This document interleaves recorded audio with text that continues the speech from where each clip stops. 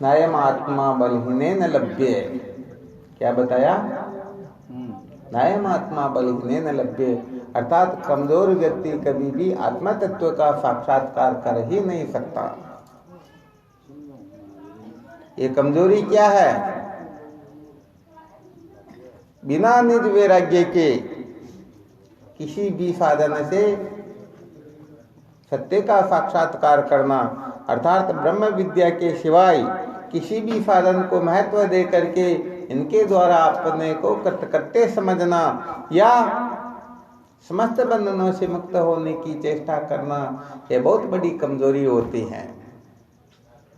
वास्तव में देखा जाए तो समस्त दुखों का मूल कारण केवल और केवल मात्र अज्ञान ही है। अज्ञान के सिवाय और कोई कारण होता ही। राम गीता में भगवान राम लक्ष्मण को जब उपदेश करते हैं तब यही कहते हैं, अज्ञान में वासे ही मूल कारणम, अर्थात अज्ञान ही समस्त दुखों का मूल कारण है। तो यहाँ पर सार बात केवल मात्र यही निकली कि अज्ञान की निवृत्ति जिस साधन से होती है उसको महत्व देना ही समझो मजबूती है, और इसके सिवाय अन्य को महत्व देना सबसे बड़ी कमजोरी होती है।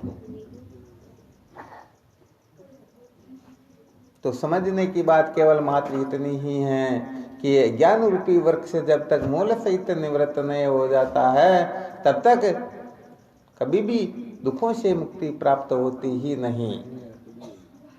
इस अज्ञान रूपी वृक्ष से मुक्त होने के लिए देखो, जिस प्रकार से बहुत बड़ा विशाल वृक्ष जो होता है उसको यदि कोई मूल सहित निकालने की कोशिश करे तो शायद वह भगेगा, तब तक क्या होगा, वह वृक्ष उसके ऊपर गिर करके उसको भी नष्ट कर सकता है। अतः पहले क्या करना होता है, पहले उस वृक्ष के ऊपर जो भार है उस भार को थोड़ा कम करना होता है। उसको कम करके जब हम उसे मूल सहित निकालेंगे तो वह सहज रूप से ही निकल जाएगा और हमें भी किसी प्रकार की विपत्तियों में नहीं होना होगा। तो यहाँ पर अज्ञान रूपी वृक्ष को मूल सहित निकालने के लिए पहले उनके ऊपर का जो भार है उस भार को हटाने के लिए क्या करना होता है, इस भजन के माध्यम से जो हमें बताया गया उस पर थोड़ा विचार कर लेते हैं। तो देखो, ये अज्ञान जो है वास्तव में देखा जाए तो अज्ञान नाम की कोई वस्तु होती ही नहीं, अर्थात अज्ञान की किसी भी प्रकार से सिद्धि हो ही नहीं सकती। समझना इस बात को थोड़ी देर के लिए, अज्ञान नाम की कोई वस्तु होती नहीं और इसकी कोई सिद्धि कर सकता भी नहीं। परंतु ब्रह्म विचार के अंतर्गत, अर्थात जब तक ठीक ठीक बोध न हो उससे पहले यदि कोई इस अज्ञान का निषेध कर दे तो समझ लेना चाहिए उनको भी सत्य का साक्षात्कार होता ही नहीं, क्योंकि अज्ञान को, अविद्या को स्वीकार करके ही ब्रह्म विचार की ओर प्रवृत्ति हुआ करती है। जब अज्ञान का ही निषेध कर देंगे, बताओ फिर ब्रह्म विचार की क्या आवश्यकता है। जैसे किसी को कहा, अरे भाई थोड़ा मंदिर में जाया करो, भगवान के दर्शन आदि करके आया करो। उन्होंने कहा, अरे भाई हम तो बीड़ी सिगरेट पीते हैं, गुटखा सुपारी खाते हैं, ऐसा वैसा करते हैं, हम मंदिर में नहीं जा सकते हैं। अरे भाई तुम खाते पीते हो इसीलिए तुम्हारे को मंदिर में जाना है, इस दिन तुम इसका त्याग कर दोगे फिर मंदिर में जाने का कोई प्रयोजन नहीं है। फिर तो ऐसे संत महापुरुषों की खोज करना है जिनके सानिध्य में बैठ करके आप वास्तव में उस तत्व को ठीक ठीक प्रकार से समझ सको। ठीक बात है ना। तो अज्ञान का निषेध होता है, परंतु ऊंची कक्षा में बैठ करके नीची कक्षा का निषेध किया जाता है, नीचे की कक्षा में बैठ करके ऊंची कक्षा का निषेध कभी किया नहीं जाता। जैसे 5वीं कक्षा में बैठा हुआ बच्चा यदि 8वीं कक्षा का निषेध कर दे, 6ठी कक्षा का निषेध कर दे, तो समझ लेना चाहिए जीवन में कभी भी वह किसी उच्च पद को प्राप्त नहीं कर सकता है। परंतु आगे की कक्षा में बैठने के लिए पिछली कक्षा का यदि निषेध कर दे तो एक न एक दिन वह लक्ष्य पर निश्चित रूप से पहुंच ही जाया करता है। तो वास्तव में अज्ञान नाम की कोई वस्तु होती ही नहीं, इसको निश्चय कर लेना चाहिए। परंतु देखो बात ऐसी है, अहमज्ञ इस प्रकार की प्रतीति प्राणी मात्र को होती है, मैं नहीं जानता हूं। तो ये जो इस प्रकार का जो अनुभव है, इस अनुभव से ज्ञान की सिद्धि होती है और इस अज्ञान की निवृत्ति के लिए हमें पुरुषार्थ करना होता है। तो ज्ञान की निवृत्ति के लिए सबसे पहले अविद्या के ऊपर विचार करते हैं। किसके ऊपर? अविद्या के ऊपर। अविद्या किसे कहते हैं, अविद्या कितने प्रकार की होती हैं और इस अविद्या से कैसे पिंड छुड़ाया जाता है। जब अविद्या के ऊपर हम विजय प्राप्त कर लेंगे तो फिर अज्ञान रूपी मूल को उखाड़ना तो एक चुटकी का काम होता है, क्योंकि इसमें अधिक भेद नहीं होता है, केवल मात्र कार्य कारण का भेद होता है, इसमें अधिक भेद होता ही। तो अविद्या जो होती है, इस अविद्या के वशीभूत हुआ जीव नाना प्रकार के कर्मादि साधनों में उलझ करके, भगवान वेदव्यास जी महाराज लिखते हैं, कर्मणा बद्धते जंतु विद्या चे मुच्यते, अर्थात कर्मों से ये जीव बंधता है और ज्ञान से विद्या से मुक्त हो जाता है। तो विद्या से मुक्त होता, इसका मतलब ही है, इससे यही सिद्ध होता है कि अविद्या से बंधन होता है। और ये सारा का सारा जो कुछ भी ये सारा का सारा अविद्या का कार्य है। तो अविद्या से तात्पर्य होता है, अविद्या कहते हैं जो अविचार से प्रतीत हो और विचार किए से भान न हो। ये निर्वैराग्य कैसे जागृत होता है उसके ऊपर थोड़ा विचार चल रहा, उपोद्घात के रूप में वर्णन हो रहा। थोड़ा सावधान होकर के सुनोगे तो निश्चित रूप से समझ में आ जाएगा। तो क्या बताया? बस क्या बताया गया, फिर आगे बताएंगे, पीछे भूल जाओगे तो वही बात होगी। जो अविचार से प्रतीत हो, अर्थात बिना विचार के जो प्रतीत होती हो और विचार कर लेने पर जिसका सत्व महत्व अर्थात जिसकी सत्ता ही न रहे, उसको कहते हैं अविद्या। जैसे रस्सी में बिना विचार के सर्प की प्रतीति होती है और विचार कर ले तो सर्प नाम की कोई वस्तु शेष रहती ही।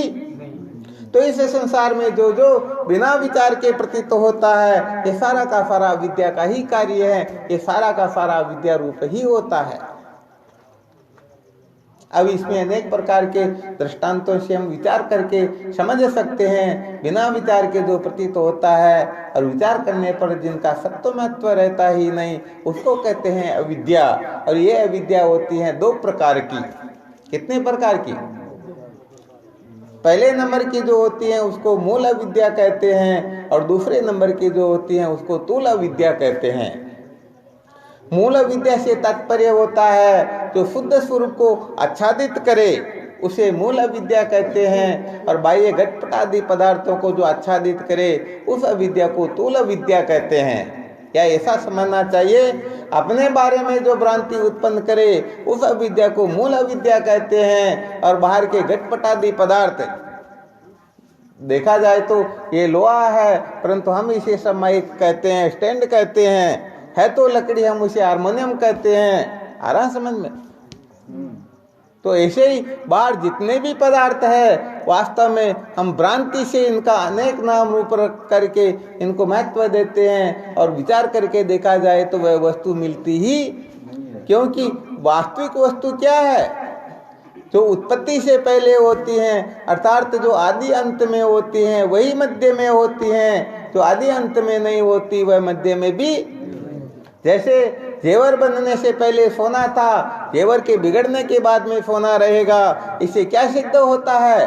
अरे भाई आदि अंत में जो होता वही मध्य में होता, तो पहले भी सोना बाद में भी सोना, तो इस समय भी सोना है। जेवर नाम की कोई वस्तु होती ही, जेवर देखो पहले भी नहीं था, बाद में भी नहीं रहेगा, बीच बीच में प्रतीत होता है। तो इससे यही सिद्ध होता है कि सोने को छोड़ करके सोने से भी अन्य कुछ वस्तु होती ही नहीं। परंतु हम आग्रह करके बैठते हैं अनेक नाम रूप में, मैं तो बुद्धि करके इनके पीछे पागल हुए रहते।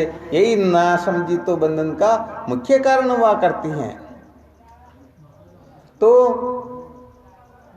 स्थूल विद्या बाहर के पदार्थों में भ्रांति उत्पन्न करती हैं और मूल विद्या अपने बारे में, वास्तव में हम सच्चिदानंद स्वरूप है, परंतु मैं उसका बाप हूँ, उसका बेटा हूँ, उसका भाई हूँ, उसका दोस्त हूँ, उसका दुश्मन हूँ। ये नाम रूप कुल गोत्र वर्ण आश्रम, इनमें जो महत्व बुद्धि होती है ये सारी की सारी नासमझी से ही होती हैं, अविचार से ही होती हैं। अविद्या के कारण ही ऐसा होता है। तो ये जो अविद्या होती है, ये अविद्या ही सब प्रकार की भ्रांतियां उत्पन्न करती हैं। इसलिए इस अविद्या को ठीक ठीक प्रकार से जान करके इस अविद्या के ऊपर विजय प्राप्त करना, यही तो वास्तव में निज वैराग्य होता है। भगवान राम कहते हैं ना, कहिए तात सो परम वैरागी, तृण समय सिद्धि तीन गुण त्यागी। बाकी के जो वैराग्य होते हैं, उन वैराग्य के द्वारा तो स्वर्ग आदि लोकों से वैराग्य हो सकता है, ब्रह्मलोक आदि से वैराग्य हो सकता है, परंतु यहाँ पर तो समस्त रीति सिद्धियां, तीन गुणों से भी यहाँ पर वैराग्य हो जाता है।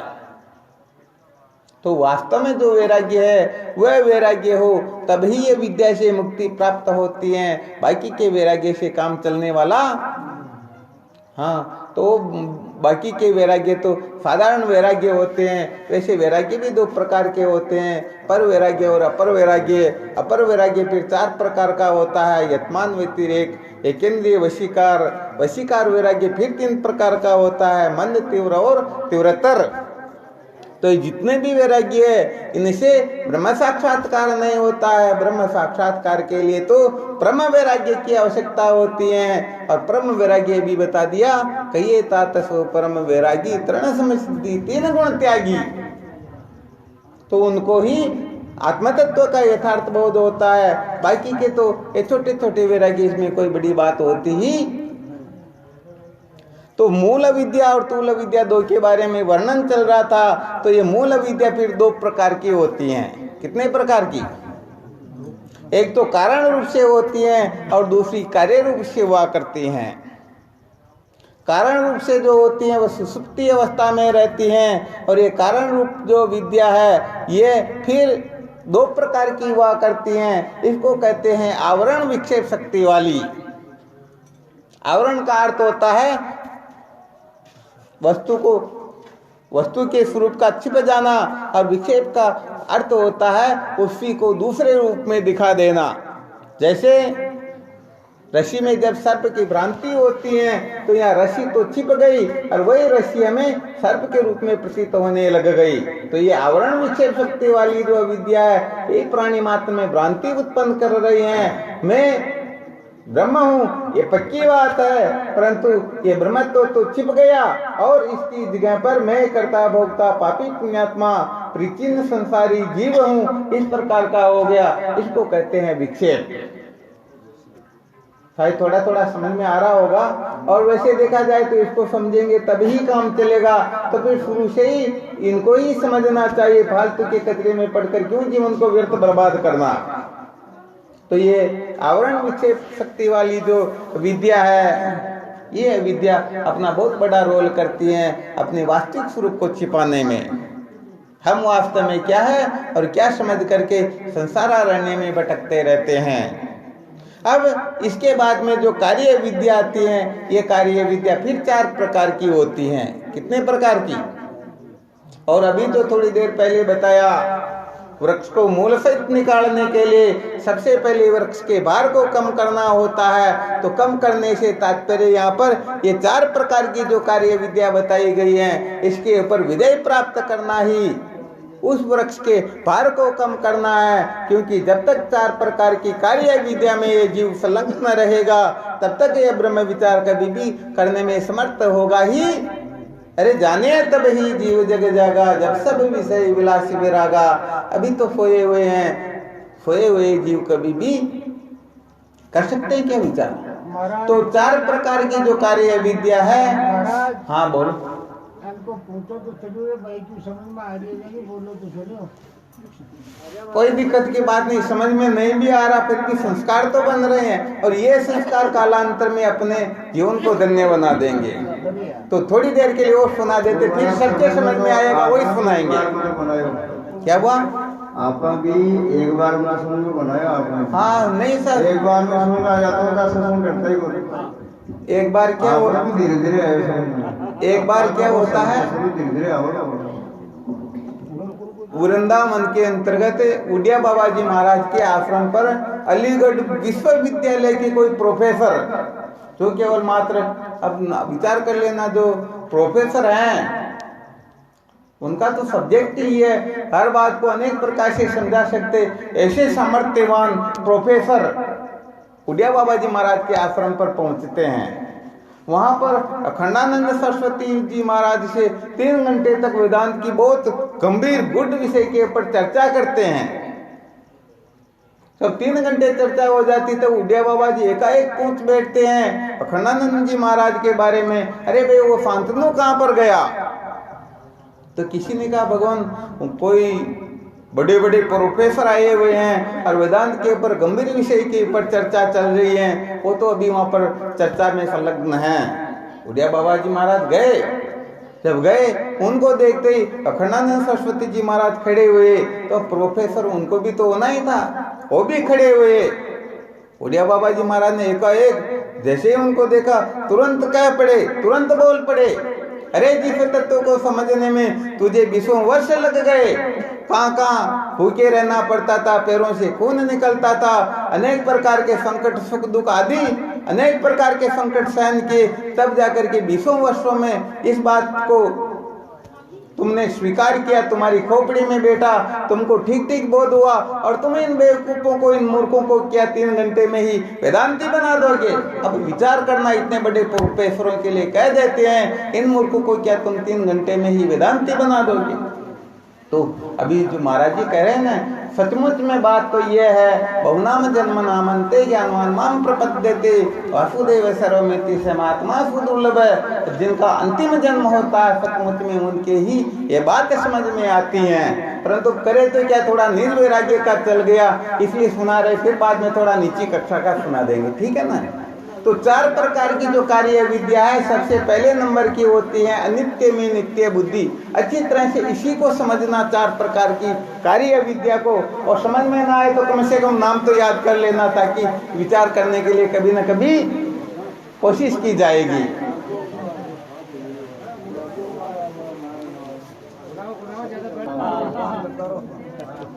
तो सर्वप्रथम कौन सी है? अनित्य में नित्य बुद्धि, दूसरी है असुचि में सुचि बुद्धि, तीसरी है दुख में सुख बुद्धि, और चौथी है अनात्मा में आत्मा बुद्धि।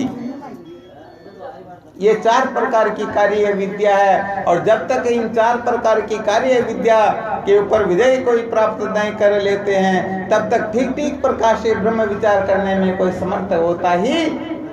तो संत महापुरुषों के सानिध्य में बैठ करके साधकों को अधिक से अधिक इन 4 प्रकार की कार्य विद्या के ऊपर विजय प्राप्त करने की युक्तियां समझनी चाहिए। यदि इस रहस्य को कोई ठीक प्रकार से समझने की चेष्टा करेंगे तो समझ लेना चाहिए उनमें निज वैराग्य जागृत हो जाएगा, और जिनमें निज वैराग्य जागृत होगा, अरे फिर ब्रह्म विद्या प्राप्त करने के लिए तो भगवान कृष्ण गीता जी में कहते हैं सुखेन ब्रह्म संस्पर्शम अत्यंतम सुखमस्नुते। हे राम, वशिष्ठ जी महाराज कहते हैं फूल को मसलने में तो समय लगता है, परंतु अरे स्वरूप के साक्षात्कार में तो समय लगता ही। यहाँ पर तो केवल भ्रांति की निवृत्ति अपेक्षित है, वास्तव में वो तो पहले से ही प्राप्त है। जिसको पाना चाहते हो पहले ही प्राप्त है, जिसको छोड़ना चाहते हो वह तो वास्तव में है ही नहीं। ये तो केवल नासमझी है। महापुरुषों के सानिध्य में बैठ करके इस नासमझी को मिटा देना, इसी का नाम सत्संग होता है। तो इन 4 प्रकार की कार्य विद्या पर विस्तार से विचार नहीं करेंगे, संत महापुरुषों के सानिध्य में बैठ करके इन बातों को ठीक ठीक तरह से समझते रहना, वास्तव में यही जीवन का सार होता है। बोलो सच्चिदानंद गुरुदेव की। क्लेशों को, पंच क्लेशों से निवृत्ति नहीं दिलवा सकते सिवाय सदगुरु के।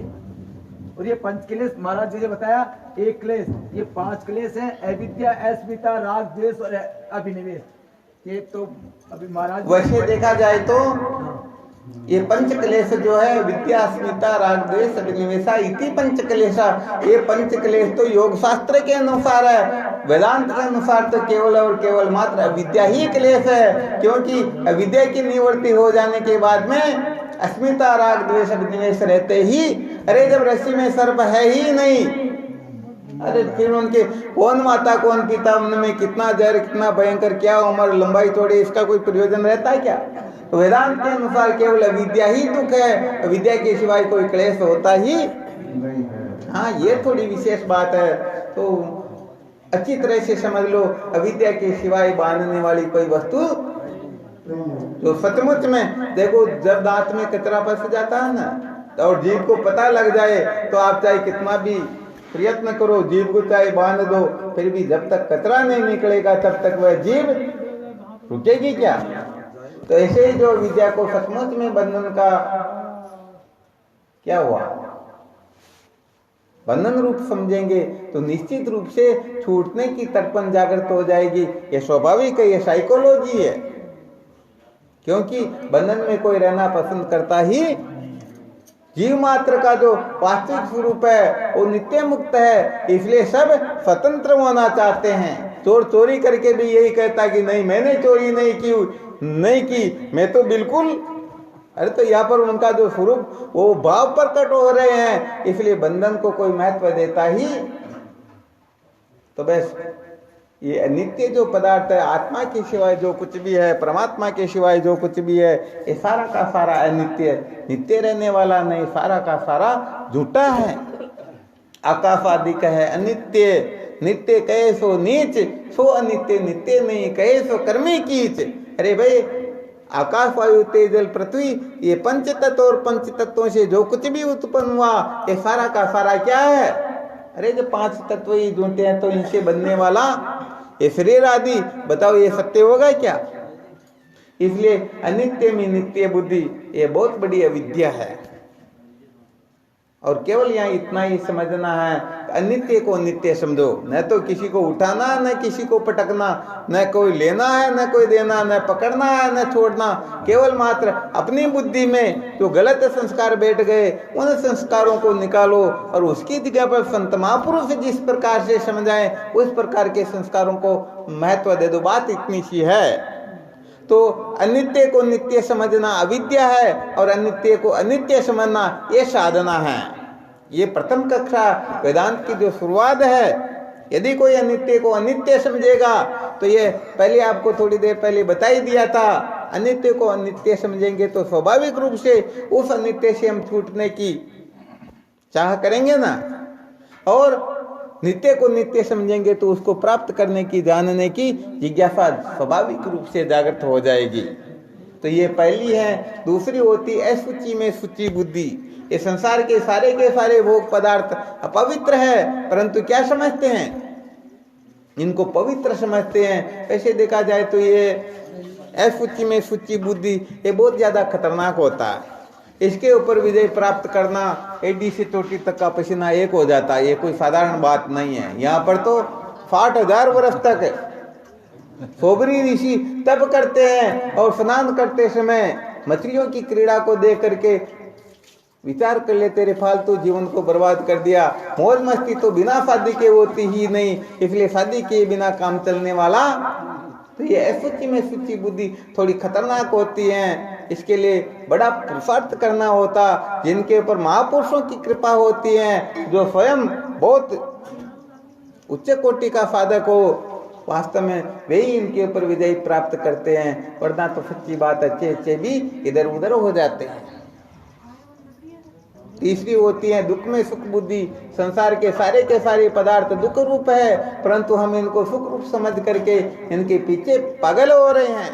ये संसार के सारे पदार्थ 4 प्रकार से दुखी करते हैं। परिणाम दुख, ताप दुख, संस्कार दुख और गुण वृत्ति निरोध दुख। अब इनका विचार करते रहेंगे, फिर भी केवल नाम तो सुन लेना चाहिए ताकि संस्कार तो पड़े। वेदांत विचार में कौन कौन से शब्द आते हैं?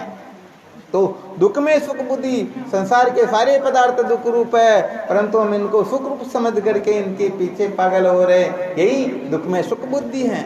और चौथी है अनात्म में आत्म बुद्धि। ये शरीरादि अनात्म जितने भी पदार्थ है समस्त नाम रूपात्मक प्रपंच अनात्मा है, परंतु हम इनको आत्मा समझ रहे हैं। यदि कोई थोड़ा सा अपमान कर दे तो हम उसी समय मरने मारने पर उतारू हो जाते हैं। तो भाई ये 4 प्रकार की कार्य अविद्या है, इनके ऊपर विजय प्राप्त करो, ये जीवन का सार। बोलो सच्चिदानंद गुरुदेव की